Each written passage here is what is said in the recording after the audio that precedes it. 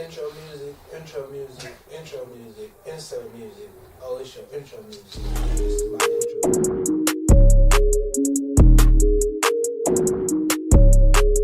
Pour that shit up, trippy.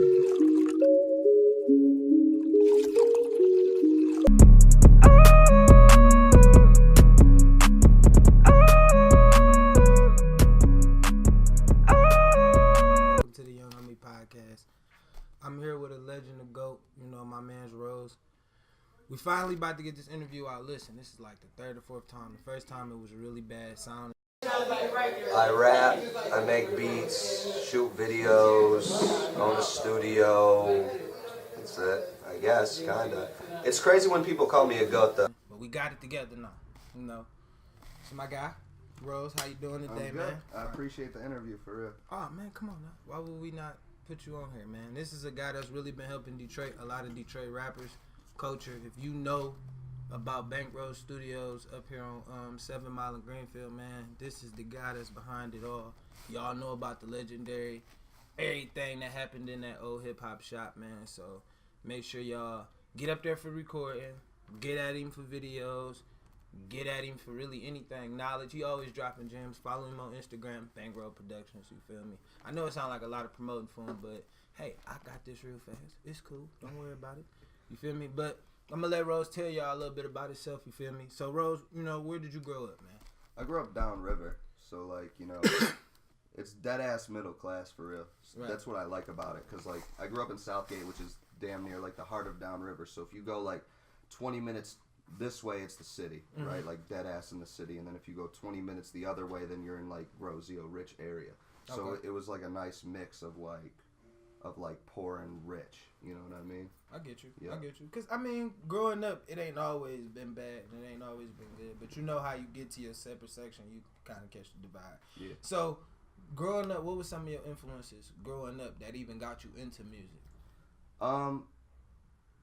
I really, when I was real young, my stepdad, secretly, I was, 12, and he gave me, Dr. Dre's The Chronic, and he gave me Doggy Style, he gave me, Slim Shady LP, you know what I'm saying? And against my mom's wishes, Right. because she would, she wasn't super into rap, obviously, because it was vulgar, especially Eminem at the time was so outrageous. Mm-hmm. And then the kids down the street, they really got me into rap for real, Okay. just growing up, just my friends listen to rap, so I listen to rap.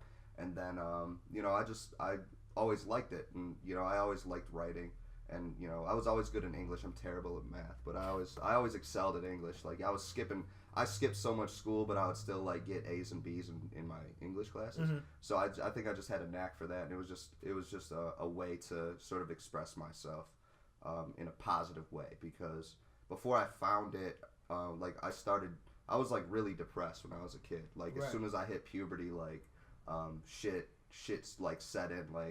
The adolescent struggle is hard. And Right, it kind of right. hit me real hard. So I was I was drinking a lot at 15, you know what I mean? And I started getting high and all that kind of shit. So so the music kind of, it put all my angst into a positive way that was therapeutic, and that really allowed me to keep doing that as far as rapping.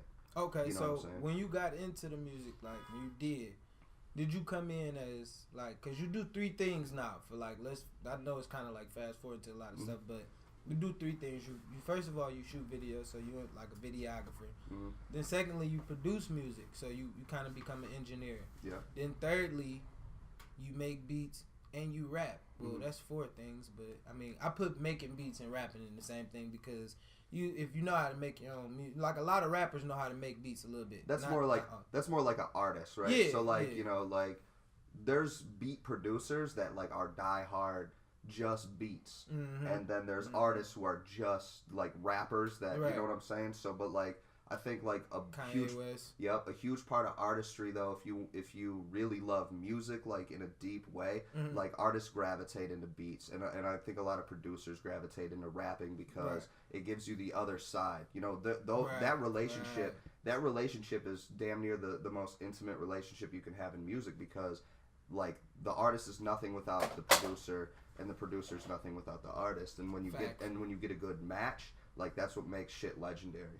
You know what I mean? That is true. You know, and it's always the duo. That's why the Chronic was a hit. Yep. Snoop album was a hit. Yeah. And it's always gonna sound crazy like, oh, it's all about Dr. Dre. Snoop didn't always have Dr. Dre on all his albums, even though he produced some of his classics. Yeah. Eminem, another classic from Dre, but it's just like you see the matchmaking. It didn't matter who he was with, he could make a classic album. I think a really, really good example of that is Gucci and Zaytoven. There you go. Gucci and Zaytoven. Like they helped define each other's sound. Shorty Red and Jeezy. Yup. You get what I'm saying? That's another one. That's a big one. Who else? You could say Jay-Z and pretty much Timberland. No ID. Kanye. Him and Kanye. Yeah. They all got that kind of like combo match. But that's what made the music better though, is when you can match with the artist. So even though we in there, what artists that you've worked with over your lifetime that you think you mesh well with? Rocky, obviously, Corey, all my people. I'm biased with my people. I mean, I get that. No, but I'm just saying, like, even if just biased to your people. I'm talking about that one artist. Like when y'all work, is for sure it's going. You know what that artist bringing, and you know how to tailor yourself to that artist. Man, there's a lot. Like Trey, Wanye. I just started working with Tommy Chino. He was just here. I think we have a good rapport. As far as the engineer, because I'm not making these beats, right? So it's just studio. Yeah, no, rapport. I'm just saying, just engineering. Man, Da Vinci Sosa, Schoolcraft Bone, a lot of people. Here's the thing about this too. Like damn near all of my clients, I have a rapport with because I put myself in a position where I can choose who I work with. There you go. So when I bring someone in that's a new client, like I kind of check the vibe. You know what I'm saying? And then if something is mismatched, then I just won't reach out to that person. But I have a good rotation of like 30, 40 clients. You know what I'm saying? So like I could choose who I work with, and then the people who I have a vibe with, then I'll keep them, you know, and right. Nothing against anyone else, you know what I'm saying? But it's just what it is, because at the end of the day, vibe is the most critical thing in the studio. That's a fact. You know, so it's like when you actually catch a vibe with someone, like you really want to maintain that. You really want to keep that, and you really want to foster. Have you ever lost vibe with somebody? Oh yeah. Like that you was vibing with though. Like y'all might have had a good session one time, and then they came back and it wasn't. A lot of that has to do with the business end of things. So here's the thing too: is like people think I'm way more heavy than I am. Like I have a lot of clout and a lot of stuff, but people ask me like when I'm gonna manage or if they can sign with me. Like I don't have a label, you know what I'm saying? But really, my whole life is literally I'm in the studio like 15 hours a day. You know what I mean? Right now it's just cash chase. So I think people over-index what I can give them, and they think that I'm not giving them like free studio time or free videos or like beats or putting them in a position because I don't want to. And it's not that I don't want to; it's that it's not a good use of my time. Now I got a question. This is just one question I have, because when it comes to that management side, you know, why not? Why not have a Bankrose management? Because one thing about it, the reason I say that and I look at it is because you provide here at your, you know, in your production company, you provide all the elements to create and make an artist. Yeah. You get what I'm saying? It wouldn't be so much of what I mean by management is, okay, you want me to manage you. Yeah. I don't pay you, you pay me. It's not like that though. You get what I'm saying? Like, I can manage you. All I can do is tell you about the positions and offer them to you. Right. This is what your management, you feel me, for me, would be considered. I can put you in position to do it. You want to, but you got to make the music. Your music had to win you these showcases that we throw up here. Your music, your performance has to be up to par. Right. I can't sell you that. All I can do is keep doing it. And after a while, it's going to be like, all right, now, you know, because now it gives you that opportunity. You may, I'm not saying that you got to, but you may, but it will provide a little bit more, I guess, of a vibe or a better feel when an artist say like, well, Rose hit him up. He always promote him. Yeah. You know what I'm saying? And he do that for free, not knowing like, well, I do it for free because it's something I like. Yeah. You know what I'm saying? Okay, I'll give you that because Bankrose production is something solid. You know what I'm saying? A good thing that I see about that you do is you share the studio vibes with the people that you in the studio with. Yeah. You get what I'm saying? New artists, unknown artists, people that don't know nothing. Like you putting them on your Instagram, that's kind of like that. You know what I'm saying? Yeah. Like you want promotion, yeah. All right, I can add promotion into your bill. You get what I'm saying? Well, see, I don't want to do a couple things. I don't want to do management where you got to pay me to manage you. I think that road ends in horrible business, because if you're paying me for this, then I'm obligated to do everything that I can to get that. And then it goes back to what you said, how I have a studio, I have videos, I have beats, but these are all foundations that I'm still building. Right. What it has to be is I have to get enough clients to where I don't record anymore, period.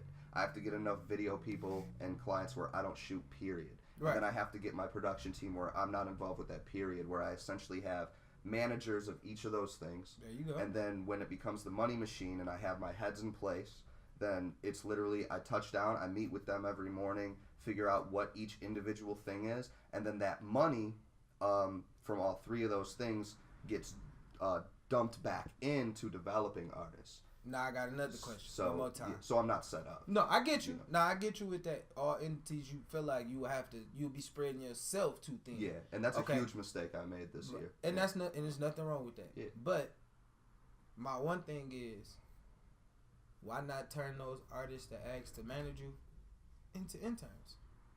Because Now listen, what I'm saying is, this is what I'm saying. You want to be a rapper, right? Well, I need you to stand around and make sure Maury Corey is okay. Yeah. You can intern with Maury Corey because this is a guy that's, you feel me? Yeah. And you may get a dude that be like, hey man, you do videos. Well, I can't personally give you that time.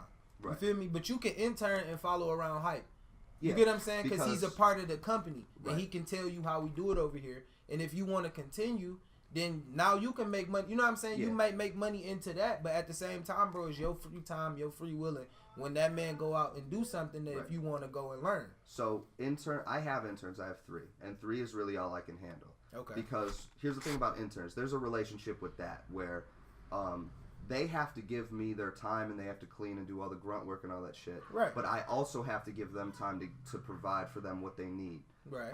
So again, it's a time issue. So like, if I have interns and I can't promise my time, then my end of the arrangement is broken, and then it's just I have a dude cleaning my floors.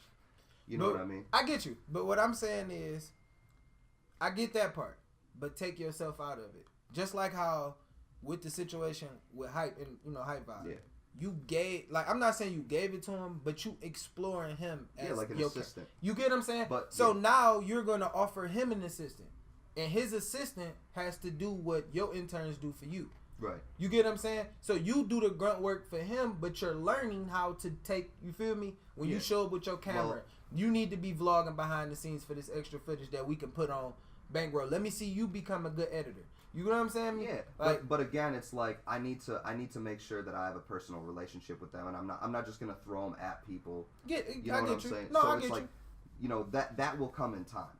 That'll really because See, y'all listening? right now I have 3 interns, and I had interviews for interns. Some people came as artists, some people came as videographers, but I picked the ones who wanted to engineer because that's what I'm focused on. See what You I'm know saying? what I'm saying? So like I really am big on I don't bring anyone in that's not necessary. Here's another thing is like if I bring a videographer in right now, okay?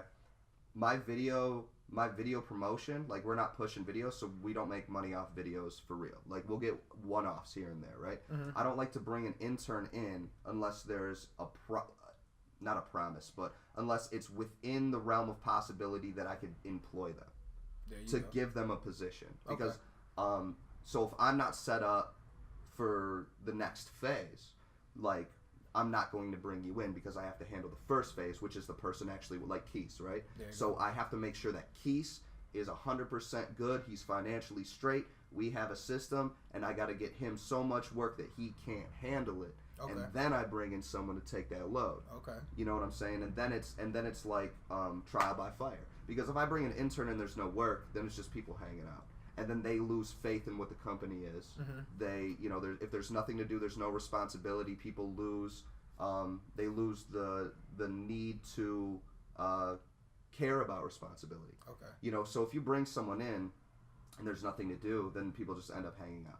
I get And you. then when real work comes in, they're not acclimated to it, and there's sort of this entitlement of like, well, this is how it used to be, you know what I'm saying? right. So I have get to you. work that type I of get shit. you. So that's the whole thing. But it's not far off. No, I get you. I was just asking as if I was that person trying to get in that course, spot. You know what I'm of saying? course. You got to. And that's a really good question. You know what I'm saying? That's You a got to really at good least be able to elaborate for them because they might be like, well, that's bullshit. Yeah. Because he could let me go around and follow Keith and help Keith carry your camera or Yeah. something. You know, I could learn how to Yeah. edit and then now I'm working. Even though, you know what I'm saying? Yeah. You never know But what like could I be s- situation. But be. like I said, they could provide me with shit, but I can't promise I could provide them. There you And I made a speech about this, how good business, the difference between a personal relationship and a business relationship is a personal relationship, you do things for each other without expectations. Mm-hmm. A business relationship, there is an equal expectation on both sides clearly mapped out. Right. That's what makes good business, Right. right? So if I can't fulfill an expectation, if I have to chase it,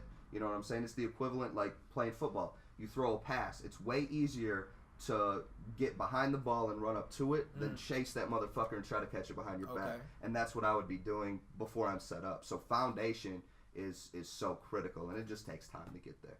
You know what I mean? Favorite artist of this year? Schoolcraft Bone, ATM Crown, Morris Corey. Nope. You're not about to do. You're not going. Nope. Favorite artist of this year? Be biased. I don't care. One artist. Favorite artist. I don't want to know your top 5. Everybody, listen. It's no disrespect to nobody. Listen, it's what you banging. I said of this year. I didn't say of all time. No, I didn't know. say come up with your. You know, I just said your favorite artist is who you playing right now. Your favorite artist of this year. I would have to say Bryce the Third. Don't know who Bryce the Third is, but this is a good chance to learn. And this is why though. I listened to his project. I got his project, and then I listened to it and I banged that whole bitch out for like a good 2 weeks, and then Right. I'd get off it, and then I'd go listen to other shit, and I always find myself going back to that album. Okay.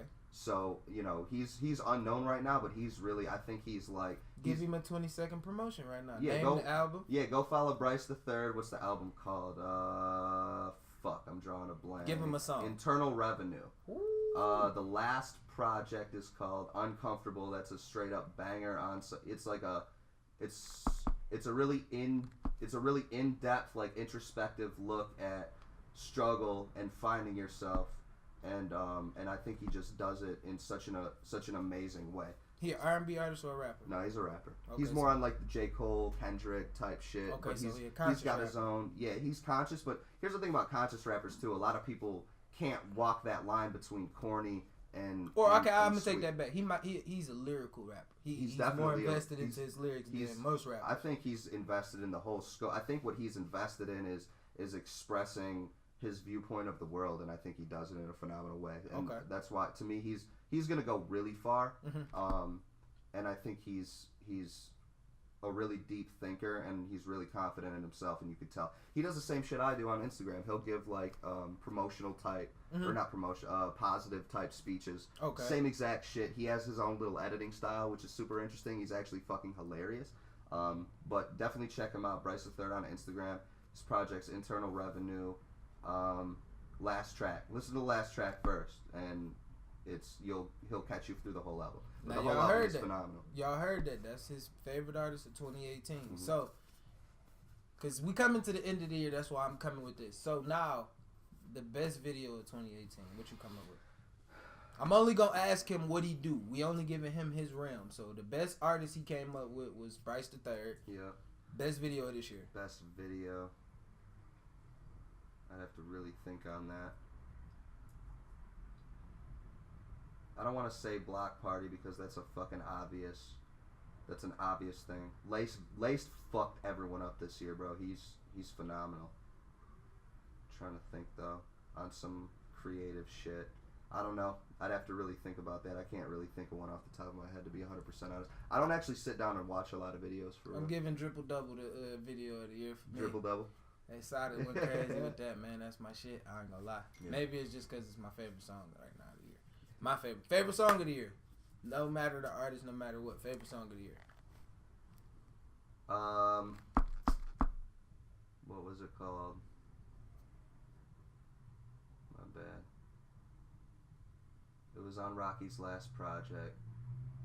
Fuck, I recorded it too. God damn it. It was the one where she was singing. Ooh, Rocky gonna be mad in the comment I don't think she's section. I hope not. We locked in. We definitely Damn. using this as the IG promo. I forgot. I forgot what it is. This is gotcha journalism at its finest. I'm telling you. The fuck was that song? Hold on. I'm gonna pull it Ooh, up. you gotta walk out. Ooh, Rocky gonna be mad. I'm done with this. Boy, yes. I'm done with this interview. Hold on, I gotta pull it up for real. Rock, this your engineer. I bet. Right here. Bro, Rocky cut so many records. Shit got me. How shit got me bothered. Hey. Faithful. Faithful. Rocky Bad Faithful. Okay. I'm gonna go with the intro for Rocky. If I had to pick that, what was the last project she dropped? Not the one that Not she. Hard Body? Nope, it's the one before that. September the 1st. Lord Wine song. Bro, listen, I still bang that song to this day. I don't care what nobody talking about. That shit fire. That song, she did that. That was it. No, I'm just gonna be honest. That was a nice song. She's a phenomenal artist, bro. I think she has the spirit of Tupac in her. Okay, I liked how he came out heavy with that's a heavy quote. So, let me see. We did video, artist, song, and now we're going best beat maker of the year. Cause you deal with a lot of artists, even if it ain't your beat, you know what I'm saying? I'm talking about all over. It don't matter if you industry, underground, wherever you pick. Best beat maker of this year that you would go with. I feel like Henny. I'm really biased, but Henny. I was just about to say, I feel like Henny gonna really- be mad if he don't pick No, him. I'm really biased, but Henny for sure. And he's got a lot of good credits. So he did a lot of Rocky records. He has the intro off Snap Dogg's last album. Okay. I didn't know about that. Yep. It's low key, yep. And that shit, yeah, he's phenomenal. His, because I've been rocking with Henny for like 3 years. He used to be a client of mine, like at Mix Factory. Okay. So he was just a client, and like I vibed with him so well. When I left Mix Factory, I called him and I was like, I don't know what I'm about to do. Stay posted, whatever. I just stayed in touch. When I got this place, I was like, come engineer, whatever. But his beats have always been phenomenal. But his just being in the space and being here for like a year and a half, learning engineering, working with clients, getting in with Bronco boys and being around Rocky and just having the opportunities to definitely level his game up. Of course I'm super biased because I see him every day, but I've seen the growth, and the growth this year from the start of this year to the end of this year and the credits is like exceptional. You can't. I swear I'm not gonna lie. I'm gonna definitely cut a lot bit of that. Henny, you're not getting that much clout on that. No, hell no, bro. No, it's not gonna happen that way. But I'm just saying, I'm messing with you. So for me, best beat maker of the year.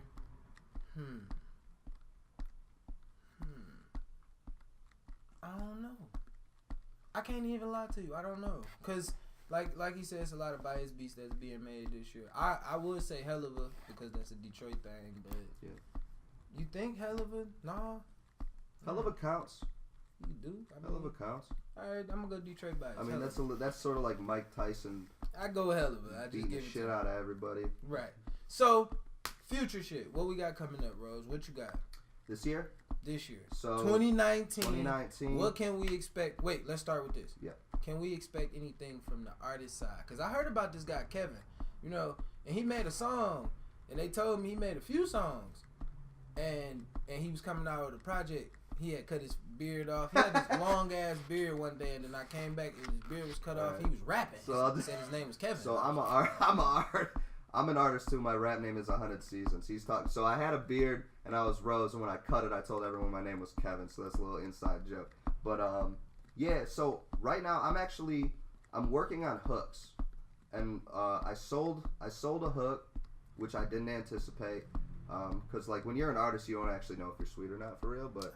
Yeah. You know what I'm saying? But, we get it. people are fucking with it. And then, so, like, when I have spare time, I'm going to really, I think for me personally, I'm going to take the next 6 months and just cut some hooks and sell them. Because I'm all about the money right now. I'm trying to put myself in a good financial position where I can start doing more for people, where it's not so, like, I'm so financially fucked I have to be greedy, right? But I'm in that position right now. So, to validate me making music, I'm teaching my interns how to record by recording my hooks and having them mix my hooks, and then I'll sell the hooks. So I'll probably be doing that for myself in the next 6 months. If I have enough songs. I have a bunch of songs. I was thinking about dropping a project, but I don't want to spend too much time on that. But if it comes out, it comes out. I think you should drop like a 5-song EP. I got a whole project up. So now drop it. It's out. Is it? Yeah, it's out. What's on there? I got like 14, 13 tracks on there. It's all the shit. It's 2018, bro? Yeah. It's called Preseason. So like my style has dramatically changed since then, but I called it Preseason because those are all the songs I recorded. So we got this building a year and a half ago. So those were the songs that I was making when we first started up until about 9 months in. And then so it's sort of the foundation of like what my new style is. Like there's a huge gap too. So I have like probably 40 unreleased songs in the meantime of that. Mm-hmm. So that's like that's why I called it Preseason, right? Boom. And then so I have 40 songs. I might just whittle those down, release those sort of in the middle, and then can an artist get you on a song? Yeah, of course. All right, so listen. I got this artist I know about underground. Her name the real L Boogie. I follow her on Instagram. Yeah, I know her. Cool. She hard. Yeah. So I think y'all will sound nice together. Yeah. Y'all should do a track. Yeah. I mean, really, if you want me on a record, just book the studio time with me, and like I won't charge you for the hook. Just book 2 hours so I can get my shit together. You know what I'm saying? Like I freestyle everything. Like sometimes it goes fast. The longest it'll take me is an hour to get through like a hook and a verse for real. So just give me the 2. Give me enough time to lace it and give me enough time to judge it, and we could go back and forth. But I'm not gonna charge people to get on a song if they're in there with me. You know what I'm saying? I'll charge for hooks, just shipping them out. That's one thing. But yeah, I mean, if you want to do a song with me, just book the time with me, and I'll jump on whatever for real. All right, I think we can get that set up, man. Don't worry about it. We got y'all coming soon. No, Henderson. No, Henderson. No, unfortunately, it's not gonna happen. You feel me? See, that's what I'm saying. Every time somebody say something good about a nigga, they always gotta mess something up. It's always like that. You feel me? Back to you, Rose. You feel me? So that's so funny. You're standing there off camera, so when people watch it, they're gonna be fuck yeah. See what I'm saying? It's always black people, bro. But anyway, so what are we like? What we got coming up? Artistry, video wise, and then give us your 2019 up and coming artists that you think gonna be popping.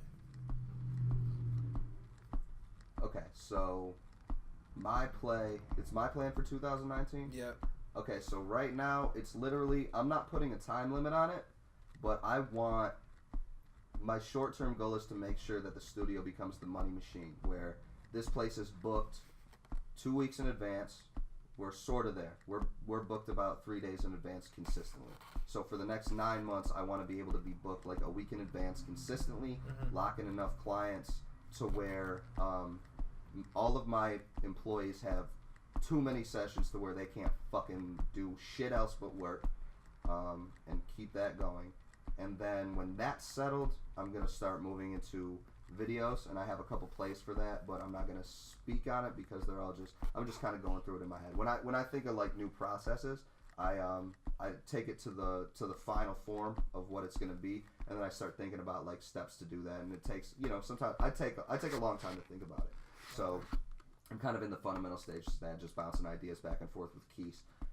But right now, excuse me, the studio's on the right track. I figured out my perfect promotional play. I figured out when I'm losing money how to get it, and I know how to keep clients, and just making sure my people are straight here that have been loyal to me. And then when that's there, then that money will go, and then I can move on to videos. So that's really my whole 2019. If it goes faster or slower, that's whatever. But that's what I got to do. I probably will never pick the camera up again. Hot artists for 2019. You could give us 5 that you think gonna be scorching.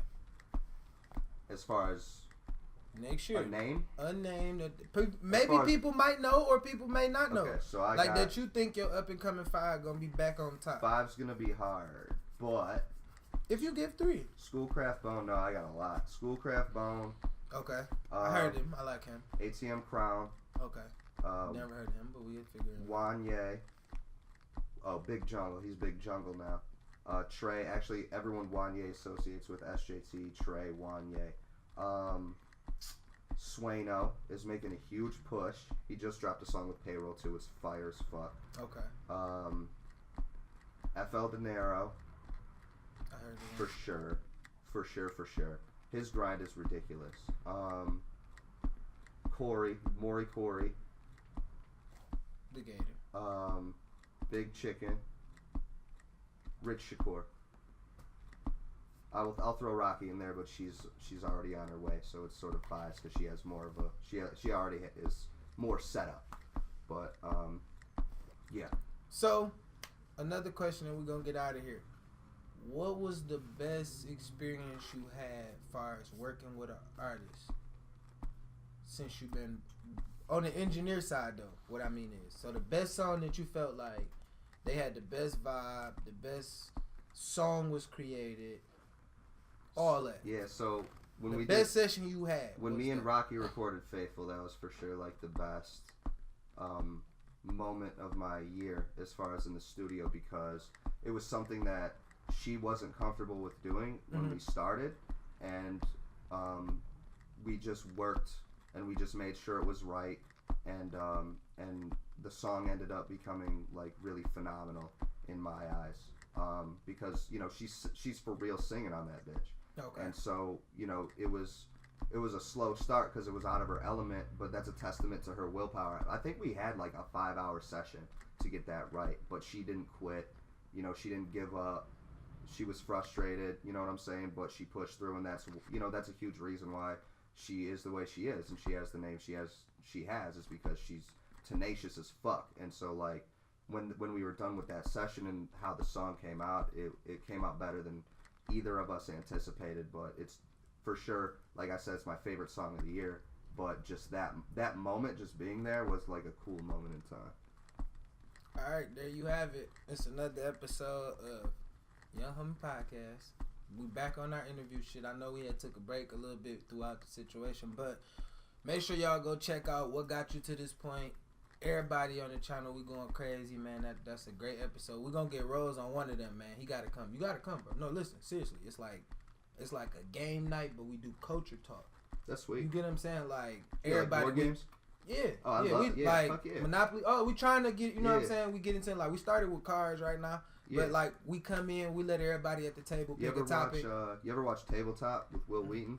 You should watch that because I don't know if you're hip to this, but there's a whole underground subculture of like alternative board games that people play. That shit is sweet as fuck because they're like super different, like in-depth strategic board games that no one's heard about, like that are super fun, and that concept is fucking sweet. So no, it is, and we do it every Wednesday at Pop Crib, the Young Homie Podcast headquarters, man. Yeah. Y'all make sure y'all come in, and it's really just like we talk about culture, business, anything topically like that you want to talk about. So you might like right now. I think upcoming is Beat Up on Dmarks Wednesday. I'm calling it because I'm an Xbox gamer, and I don't care what I tell y'all, bro. My intro to next week, I'm telling y'all right now. If you play PlayStation, you got small hands, my nigga. Xbox nigga got bigger hands than you. I play PlayStation. I don't care. See what I'm saying? Rose hands is baby. God damn it. Baby! We out!